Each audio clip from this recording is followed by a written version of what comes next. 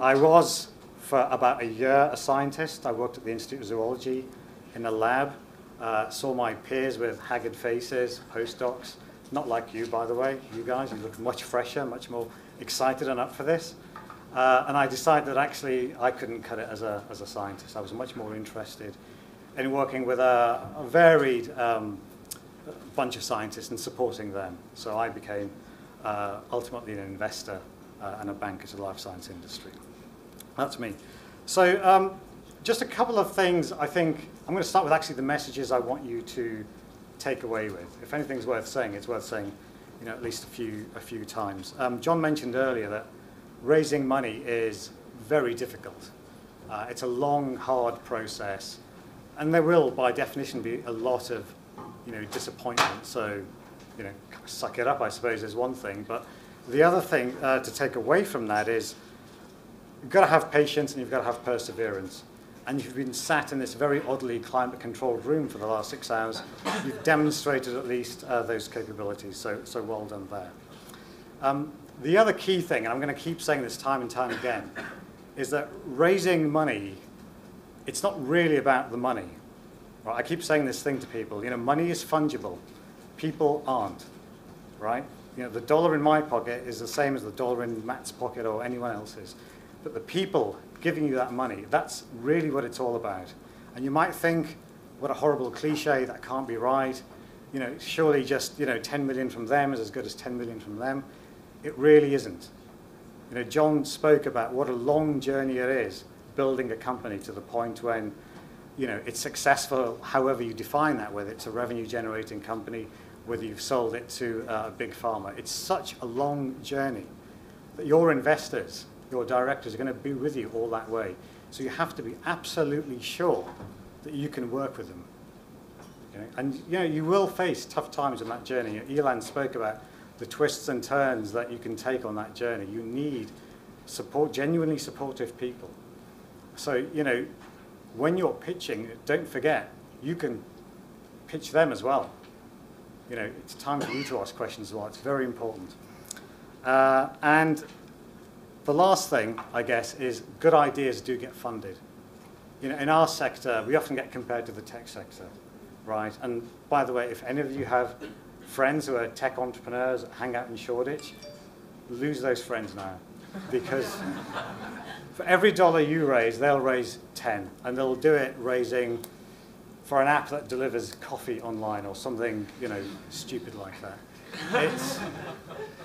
In this sector does have less money than the tech sector, for sure. But there are committed investors, as we'll see. I think they're more stable. I think they tend to be more supportive and have more integrity than a lot of the investors you see in other sectors as well. So there is money out there. Good ideas do get funded. Don't lose heart. Have patience and have commitment. Okay, so I've got a bunch of slides. There's a lot of content. I know there's not a lot of time, so we might not get through everything. But really, I'm not here to try and direct you through the fundraising process, but just kind of show you a map. Okay, it's the start of your knowledge journey, if you like. So I'm going to just run through these 2 slides very quickly. They're just data on fundraising in the sector from various sources.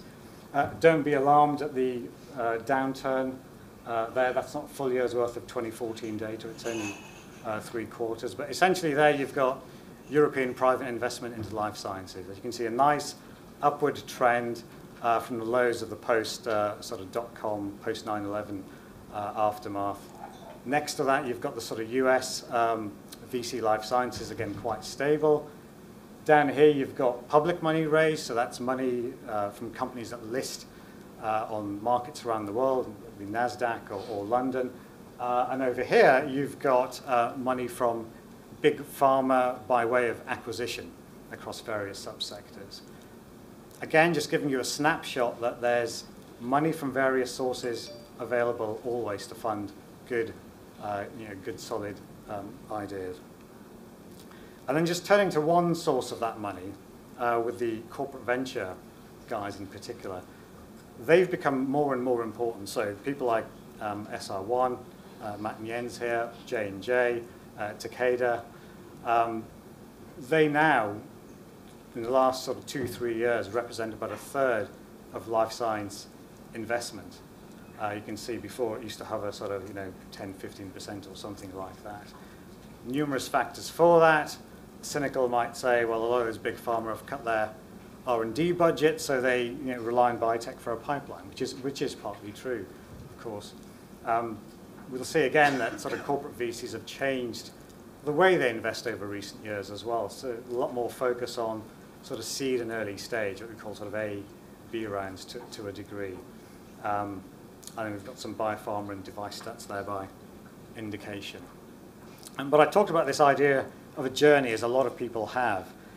So let's, I guess, take a step back and look at all the sources of funding that you might be able to access hypothetically as you start on your journey. And you can see from this quite stylized graph here, you start off very early stage, very high risk. Unsurprisingly, you're relying on essentially free money, public money, grants, and then kind of moving through the stages. Interestingly, I think this schematic gives a slightly misleading impression for a biotech company, for a life science company, because you see this sort of public stock market IPO as a sort of finality.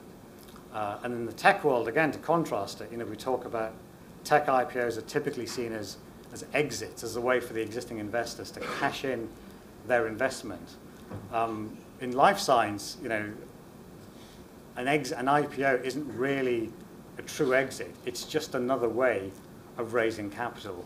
A lot of these biotech IPOs that have listed in the last couple of years, they're not commercial yet. They're nowhere near commercial. They're just raising another round of finance because their existing investors can't provide that next leg up of capital. So early stage, I say in that sort of blue dot, that's where you're going to be spending the first few years of your existence as a startup. I mean, just dwelling on that, I guess it's instructive to ask yourself, why is it that, Matt, for example, wouldn't write you a huge equity check when you're very early stage? And does anyone perhaps want to venture why that might be? Why you won't get equity investment at a very early stage? Because the company's worth nothing at that stage? Well, Matt talked a lot about value. I'm not going to go over that ground. But essentially, a lot of it is to do with this idea that, the very early stage, I mean, what do you have really in terms of an idea, in terms of an asset? It's quite likely that at that stage, you're still having to collaborate quite a lot, with people. So the last thing you need to do is to put walls around yourself. So there's a lot of sort of open source knowledge, if you like. And the problem for a private investor is that if you haven't got a clearly definable asset, if you like, then for them to invest in that means that they can't capture the value of that asset. If the value of that asset is actually spilling out into all sorts of other places, other institutes, and you only kind of vaguely own bits of it, then they're not going to be able to capture that value. And that's ultimately why investors are investing, right? I mean, Matt talked about this. It's about trying to capture some value. So unless you've got something that is clearly definable, you're very likely still going to be in the hunt for free money, grant money, public money, charitable foundations, welcome trust, places like that. And that's, I think, quite important to understand, I think. It varies according to subsector. So, healthcare IT business is going to be a little bit different. But, in the sort of pharmaceutical world, medical device world, diagnostics to an extent, you've got to have a sort of a patentable, asset, if you like, something that can be captured privately for an investor really to start taking interest. And we've got lawyers here, I'm sure, that will kind of go over some of that as well. So that's kind of covering what I've just said, that mainly depend on the solidity of the IP position. If there's kind of no IP there, it's very difficult to attract private investment. One of the other reasons why it's difficult to attract private investment, and we'll see this with the VC funds is that they're investing for a certain amount of time. They don't want to be in there forever. We talk about this idea of an exit, them cashing their chips in and realizing their value in real cash. Getting in very early means either staying in a long time until something's ready to be bought by Big Pharma, or it means getting out early when there's not actually been that much value demonstrated. If you recall Matt's slide when he had his sort of 20-year projections up, there were certain points where value didn't increase that much. There was only certain points when you got those value inflection points, proof of concept, phase 1, phase 2, so on and so forth. So actually trying to get private money in way too early means that you might not hit those inflection points with the money that you get, which means that an investor, conversely, can't actually exit with a kind of return that they expect. And if they're getting into a very high-risk investment, they'll expect, obviously, a high return as well. Any questions so far? I'm rattling through it quite quickly, I know, but...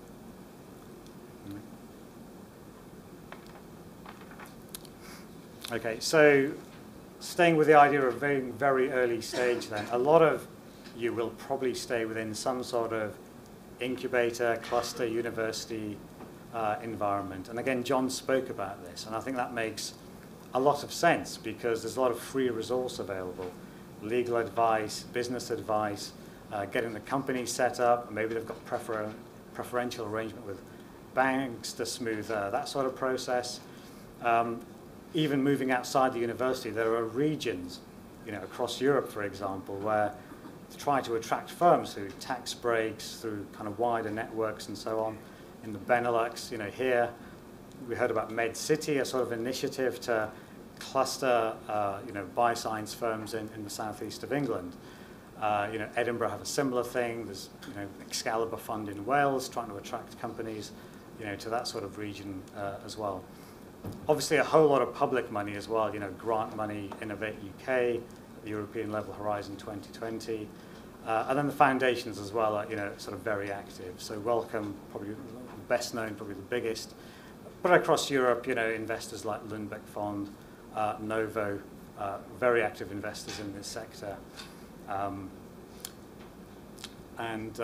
So it's really all about get as much as you can, for free.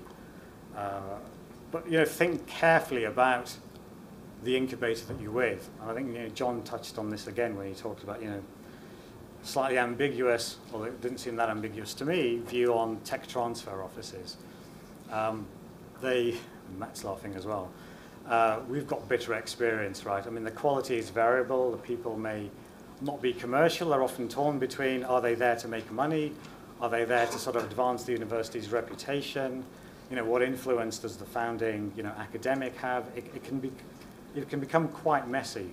And we'll look later at a stylized example of following an investment over time just to see some of the issues that can arise if you partner with the wrong people or make the wrong choices.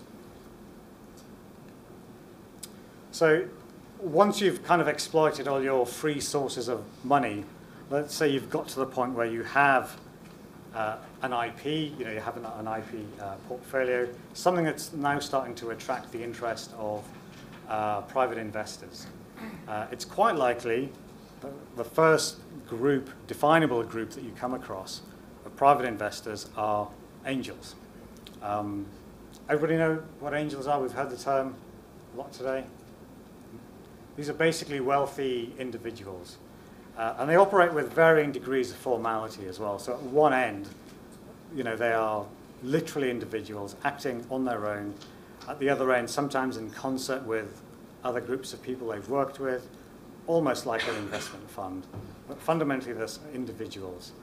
In life sciences, we're blessed actually with a pretty good angel network, some of it regionally based, good network in Cambridge, for example.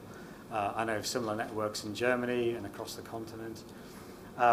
They're useful, very valuable source of startup capital.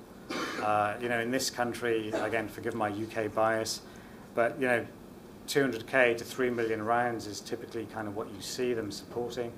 Some can go larger and longer, but as a general rule, I think that's probably right. A lot of angels have different incentives, motivations as to why they want to invest. I've been an angel investor myself, and I can tell you that it was probably half about the money and half about supporting an idea that I thought was worth supporting, and it was people that I'd known for a long time. And then this idea of getting to really understand the motivations of the investor is quite important, because again, next round or the round after that, if they're still in your on your share register, that could be an issue. Okay, and again, we'll kind of see that. I know John touched on that. And that is one of the issues with angels. If you stay privately financed, you can start off with 2 or 3 wealthy people. It becomes 5 or 6, and 8 or 10 or 15 or 20, and that's fine. And if you really think they can take you all the way to that stage, if you want to be a commercial biotech and it's 2 billion, Matt was talking about, that's not going to be angel investors, but they can maybe take you so far. I've seen companies raise 20, 30 million through private financing sources, but that's very atypical. That's very rare. It rarely happens. Typically, they're sort of taking you those first few years, getting to a point where you are, I guess, ready for the next stage of investment. Angels can be, how to put it diplomatically, they can be quite difficult to deal with as you transition from that angel stage to the V stage potentially, because if you think about the structure of a board, for example, you've got 20 angels. How are they represented? Who's their spokesperson? When it comes to getting that next round of investment in, they're going to be diluted, so their share ownership in the company is going to dilute. That's going to be an issue for them, as it is for any investor. How are they going to deal with that? Again, the personalities behind that, and these are truly individuals that you're dealing with. The other thing to be wary about individual investors, angel investors, is their commitment. Again, you saw through Matt's presentation the funding required over time, even in the first kind of 4 to 6 years of a company's life. It's very unlikely you'll get all that funding in one go, from anyone, even from a VC. More likely it'll be like, here's this, get to that stage over 18 months, 2 years. If this, then you'll get a bit more, and so on and so forth. And that's fine. Angels, though, you're kind of relying, it's much more tenuous whether they'll be able to see through their commitment, right? And I've seen, certainly in the US, very wealthy angels, apparently very committed to the deals they've done, not be able to see through for a number of reasons. Some things as bizarre as, I obviously can't tell you the name, but somebody who was going through a divorce and was advised by his lawyers that he couldn't be seen to be writing checks for $2 or $3 million to a series of investments. So when it came to financing that next round, I'm out. But he's still sitting on a share of the company. So that's valuable to him. Even more valuable in the context when you're going through a painful divorce, I guess. So the individual personalities become really important when you're looking at angel investments. In terms of how to access those networks, a lot of it is through private connections. There are banks that specialize in getting access to individuals. I said in life sciences, there are a few formalized groups that can offer access to these. In MedCity, in fact, you heard from earlier today, they have an initiative, I'm going to forget its name, but it's something imaginative like London MedCity Angels or something. They've got an event, in fact. Which one? Angels in MedCity. Angels in MedCity, there you go. And that's actually a collaboration between 2 existing angel groups, Angels for Life Sciences and London Business Angels Network, who are kind of coming together, and they've got a pitching event as well, I think. So you can get access through formal means like that. But generally, angels, good for early stage, be wary, really try to get under the skin of why they're doing it.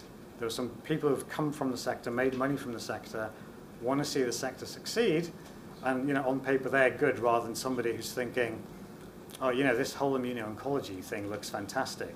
Maybe I should invest in that and I can make some money. The chances are they don't understand the sector, they don't understand the timelines, don't really understand the risk they're taking on, and there'll be a pain when it comes to sort of negotiating next rounds of finance. Any questions on angels? Right. Okay, so moving on, we come to VCs. And this is, I guess, the point at which angels to VCs, money's become more institutionalized. Okay, it's become more formalized. And I think it helps, bizarre as it may seem, to have a bit of empathy with the situation of a venture capitalist. And here, just to be clear, I'm talking not about corporate VCs like Takeda and like SR1. I'm talking about what we call kind of GP LP funds, and I'll explain a bit of what that means. So these are groups. I've got a little very, very stylized diagram up there. But what is a venture capital fund? Essentially, it's a pot of money. And where does that money come from? It comes from limited partners. These are people with large amounts of cash, pension funds, corporate pension funds, government pension funds, insurance companies. They need to invest to get a return. And they invest across a broad range of assets across the risk-return spectrum. Most of it is invested in very safe stuff because they can't afford to lose it. But in order to get a balanced portfolio, they will have some exposure to some very risky assets. And venture capital funds are pretty risky assets. So they will put money into a venture capital fund. The GP is the manager of that fund. So that when you go and pitch to somebody, you're pitching to the general partner. So they are really money managers. They're managing institutional money. They have a fiduciary duty to those limited partners to invest money and then return it. Now that's very important. A lot of VCs forgot that about 10 years ago. They took all the money, and when it came to returning it, they didn't have any left. We're hopefully coming out of that period now. But they basically take that money, they put it into a fund, a box, for 10 years or so, and the deal is that, look, we're going to take your money, we're going to invest it in a bunch of companies sitting underneath, and then we're going to exit those companies, we're going to sell them or float them or something, and then we're going to return your money to you in 10 or 12 years. And hopefully the money you get at the end will be more than the money you gave us at the beginning. And that's how it works. And then a number of things then fall out of that. So crucially, timing becomes very important for a VC. Typically, they're investing in the first 3, 4, maybe 5 years of a fund's life, and after that, they're sort of harvesting, and then they'll hold things for 4 to 6 years, and then start to exit them. So it's very important when you approach a VC, I think, to really get under the skin of its portfolio as it is at the moment, because your future is really tied up with the rest of the portfolio. Okay, and again, it's often lost. I mean, yes, you're looked at as an individual company, as an individual investment, but the general partner is thinking about the returns on the fund at a fund level. And whilst you as an individual company contribute to that, it's very much a sort of dynamic, interrelated process. And again, a very stylized example would illustrate that. If the VC's already made 9 investments and they plan to do 10, okay, and they need to do 10, let's say, because if they've got 10 million left, 10 million sitting in the bank for 5 years at 0% is going to drag down their overall return. So they need to invest it. Yeah, they need to invest it in something.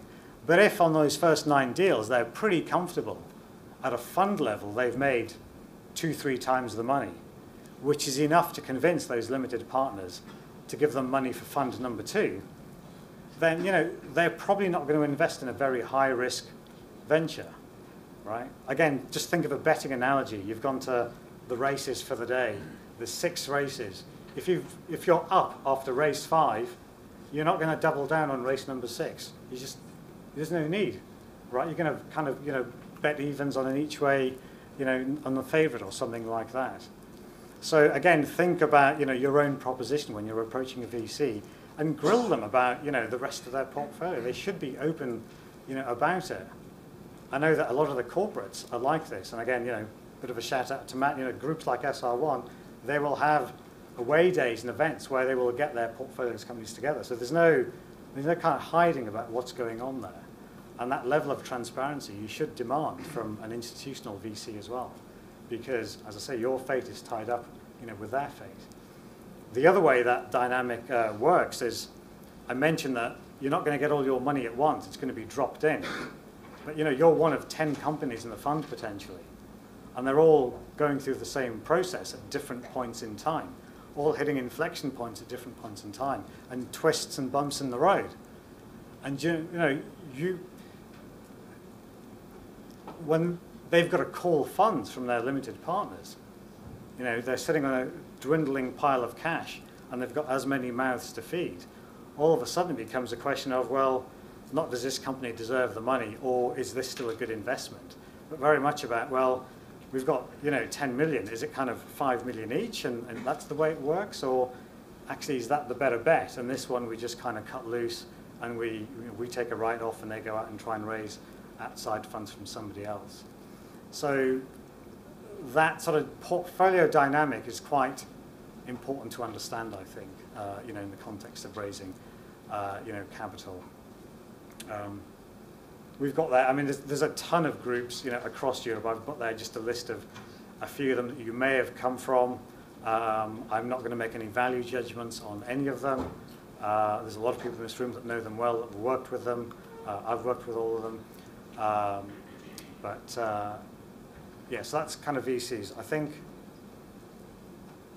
yeah, and just very briefly on this, actually, I'm just looking at the time. We talked earlier about, Elon talked about VCs kind of measure cash-on-cash return. So this idea that you put 10 million in, you get 30 million out, and that's 3 times return. And that is arguably the way that VCs look at life. The LPs, on the other hand, whilst they like cash, because they can't eat IRR, IRR is the way that they rank funds quite often, quite a lot. So you get these investment advisors that do all this analysis, and they do look at cash on cash, but they look at IRR as well. And time, affects IRR in the way that it doesn't. And a very simple example there, same money multiple return, but in one you get an internal rate of return of 25% because you've exited at year 5, and the other one, it's kind of 15%, which if you're a venture fund, really doesn't look that that exciting at all. So again, these are the kind of things going through a VC's head to a large degree. Okay, so that's institutional venture capital. As I said, they're money managers essentially at heart. But they're people as well, again. It's a long journey, get to know them. They will specialize in different areas, in different subsectors, and they'll have track records in some areas and not in others. And you should absolutely feel comfortable in interviewing them as much as they are interviewing you, and really discovering how they can add value to your proposition. A lot of the things around, like, which other investors do they work with? What other access to capital do they have? What's their track record been like? What's the record of the partners? We, as a bank, quite in a unique position. We're the bankers to about 1,000 VC funds, mainly in the US. We have a private bank in the US as well that banks a lot of the partners in these funds. So we have a privileged insight into even the inter-partner dynamic in some of these funds, about how some partners get deals approved more easily, than others. So some of that, essentially personal detail, personal reputational detail, does matter.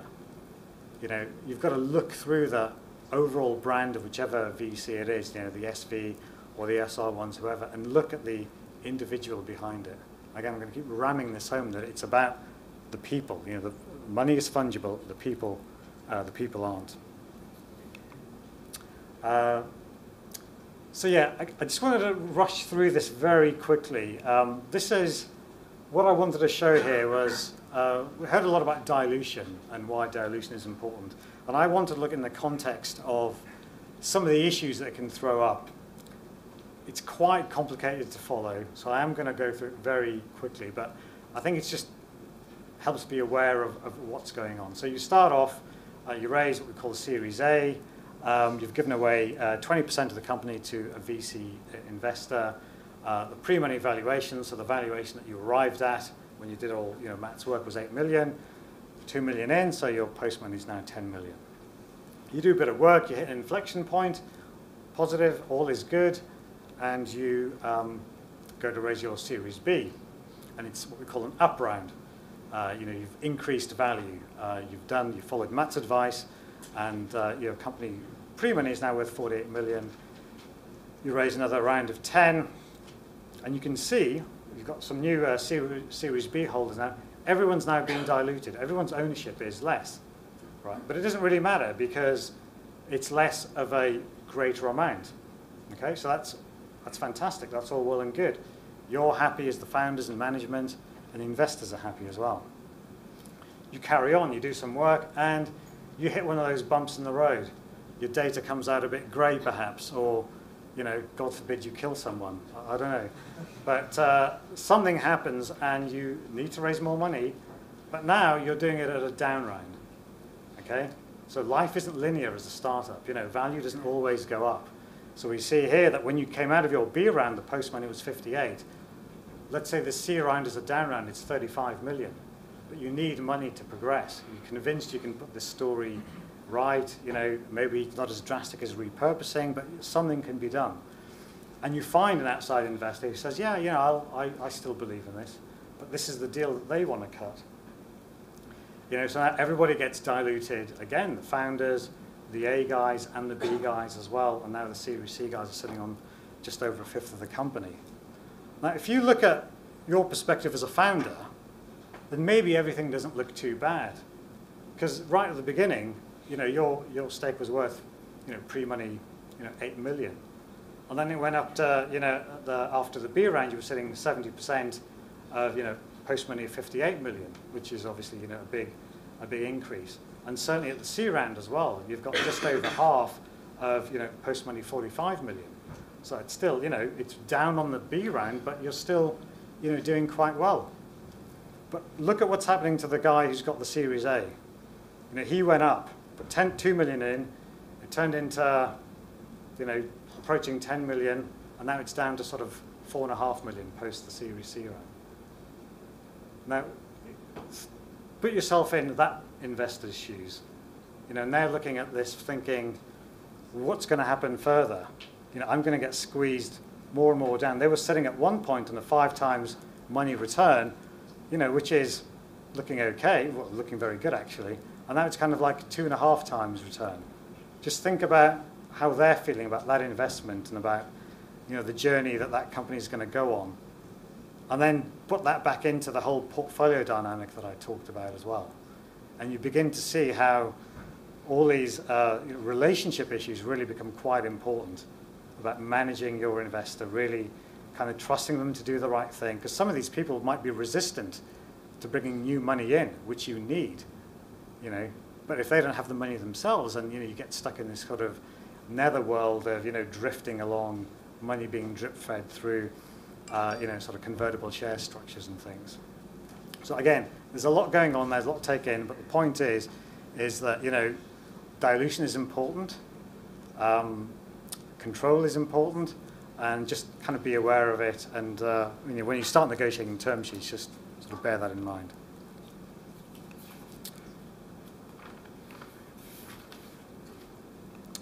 So yeah, let's just get these bullets all the way up. So corporate VCs. The key difference, I guess, from corporate VCs is that they're not typically standalone boxes of money. They are owned wholly, typically by the parent company. So we heard SR1 is the GSK's corporate venture, are wholly owned. I believe it's balance sheet money, right, Matt? It's not yeah, exactly. So in the language of venture capital, there's a single LP. Right? It's not a load of pension funds and university endowments and things like that. It's just GSK has put its money behind this. Because it's not a fund, it means there's no time pressure. Okay? So it can be genuinely patient capital.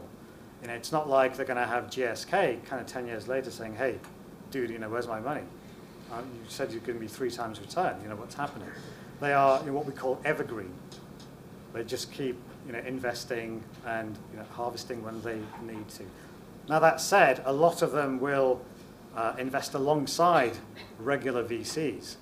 So they may de facto be tied into those timelines as well. So again, don't necessarily expect when you're working with a corporate VC to think, oh, this is going to be a wonderful relationship. They're going to be so patient, and if it takes 8 years or 10 years or 12 years, they'll be here.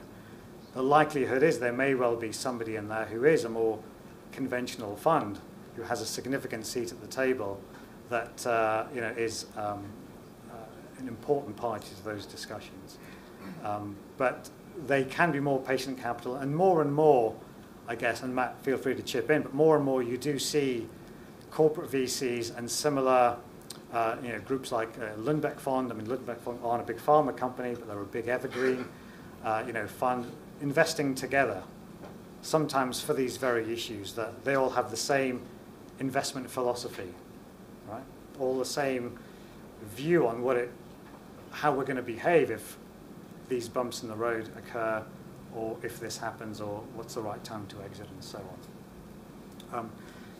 There's a sort of a big subdivision, I guess, which we've kind of seen today and heard today between corporate VCs, of whether they are financially motivated or purely strategic. I think Takeda, Elon said, quite openly that they're interested in getting access to innovative technology platforms, all that kind of stuff. SR1, I think it's safe to say, more financially, motivated. Obviously, they're not going to go and invest in forests and real estate just because they're financially motivated. There is, obviously a restriction that it's related to the life science arena, but, and that's important to realize, because if you're thinking, oh, I'm going to go and see Matt because GSK has a great respiratory franchise, and that's what I'm doing, that's not necessarily the way that Matt's going to make his, decision and go, oh, this is great fit because, I can offload this to GSK. That's not the way to look at it. It might be the way to pitch it to, Takeda or another group. So again, when you're approaching a corporate, just be mindful of, which camp do they fall into. And a lot of them are, strategic, but a lot of them a lot of them are financial. Some are strategic, but, some of them can be a little bit cagey. And I've seen situations where corporates have made investments. In fact, I've got a transaction at the moment where two corporates, funnily enough, not from their venture arms, just from some other part of the company, made an investment into a company and put in about $1 million each. The company's now trying to raise a next round of financing, and naturally enough, they've gone back to the corporate to say, look, you helped get this technology off the ground. You're great backers of it. You're willing to be customers. Are you going to follow your money and help us invest and get the funding for the next stage? And I've said, no. If you get the money from elsewhere and develop the technology, we'll use the technology, but we don't want to invest. We don't want to invest at all. So again, it's a nuance, but corporate venture, properly defined, are the groups like the SR1s and the Takedas. But you may well come across, just something to flag up, other parts of big pharma and other corporates where maybe it's someone's R&D budget where they'll make an investment. And I would just be very cautious there, because that's where I've seen the most difficulty with corporate investment, because maybe it's somebody's pet project that they've done. It's not been the corporate venture arm, and that's been the problem. It's been someone's pet project. They've been rotated, moved on. Somebody else has come in, and they want their own pet project. And again, I had another company, well-funded, very well-funded. They recruited up to about 40 people. The sponsor left. A new sponsor came in. It wasn't his area of understanding, and immediately cut it. And within 3 months, the company went from, payroll of 40 to being in administration, because there was just no funding, and I had no time at all to go out and raise the extra money. So again, just be wary. Just make sure if you're dealing with a corporate VC, it is the corporate VC bit, of the corporate of the parent. So they're kind of broadly the three main types. I think it's just worth dwelling on a few other sources of funding. I mentioned about IPOs, public markets. They're not going to be relevant clearly unless you're really sitting on something extremely special. but it's not going to be realistic. And again, just hammer that point that IPO is not an exit anyway. Debt, no, I'm a banker, but I'm not going to talk my own shop. It's not going to be relevant for any of you guys. If anyone does approach you peddling, a debt instrument, loan finance on seemingly attractive terms, run a mile, quite frankly. It's just not appropriate. You're mortgaging your intellectual property. There is a time to do it, but now is definitely not the time as well. Non-traditional corporates are getting very interested. So if you've got proposition, particularly in the digital sort of healthcare market, we've seen a lot of non-healthcare companies come into that space. So we do a lot of work with Qualcomm, Intel, Google Labs, Google X, Microsoft even, Apple. Their venture arms are getting very interested in this sort of area. A lot of it's this play around big data, whatever you want to call it, but they are getting more and more active in that. So again, if that's the thing that you're doing, if that's your proposition, don't think it's just about the traditional healthcare, corporate VCs. And then we have, I get crossover funds. Again, in the UK context, forgive my UK bias, these would be people like Invesco, Hargreaves, Woodford.